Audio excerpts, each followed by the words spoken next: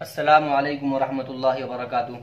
دوستوں، اللہ کا شکر ہے ہماری 2 تختی مکمل ہو چکی ہیں، جس میں صرف مفردات اور مرکبات کا بیان تھا، لیکن آج ہم جو سبق شروع کر رہے ہیں اس میں حرکات کا بیان ہے۔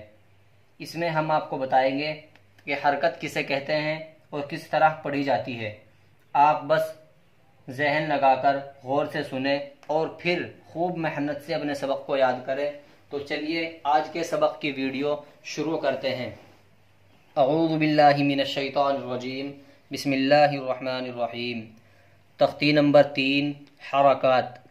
زبر، زیر، پیش کو حرکات کہتے ہیں۔ زبر، زیر، پیش کو جلدی پڑھیں، تھوڑا بھی نہ کھینچیں۔ الف ہمیشہ حرکات اور جزم سے خالی ہوتا ہے، یعنی الف کے اوپر نہ تو حرکات آتی ہیں، یعنی زبر زیر پیش نہ آتے ہیں اور نہ جزم آتا ہے، یہ اس سے خالی ہوتا ہے۔ الف ہمیشہ حرکات اور جزم سے خالی ہوتا ہے، جو الف خالی نہ ہو وہ حمزہ ہے۔ زبر کو جلدی پڑھیں، تھوڑا بھی نہ کھینچیں، یعنی زبر کو بغیر کھینچے جلدی کر کے پڑھیں اور بالکل بھی نہ کھینچیں، زبر کی آواز اوپر کو جاتی ہے۔ ایک مرتبہ پھر دیکھیں۔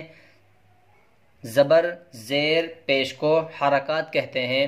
زبر، زیر، پیش کو جلدی پڑھیں، تھوڑا بھی نہ کھینچیں۔ الف ہمیشہ حرکات اور جزم سے خالی ہوتا ہے، جو الف خالی نہ ہو وہ حمزہ ہے۔ زبر کو جلدی پڑھیں، تھوڑا بھی نہ کھینچیں، زبر کی آواز اوپر کو جاتی ہے، جیسے ا۔ اور اب اس سبق کو ہجے کر کے پڑھتے ہیں۔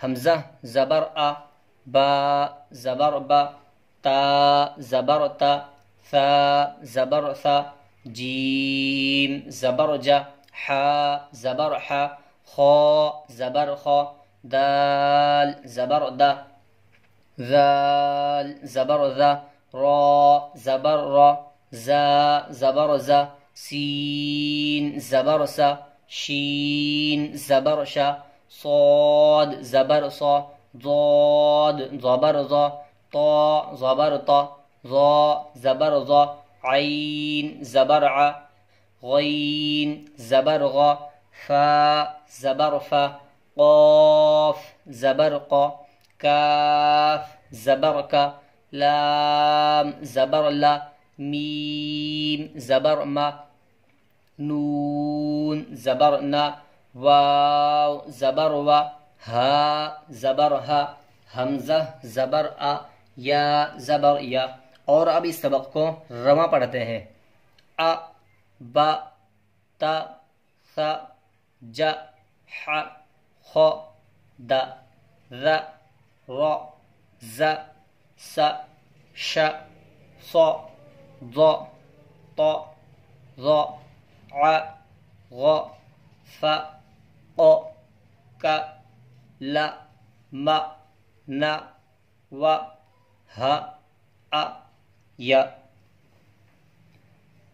آپ اس سبق کو خوب محنت کے ساتھ یاد کریں، کیونکہ اگلے سبق کا دار و مدار بھی اسی سبق کے اوپر ہے۔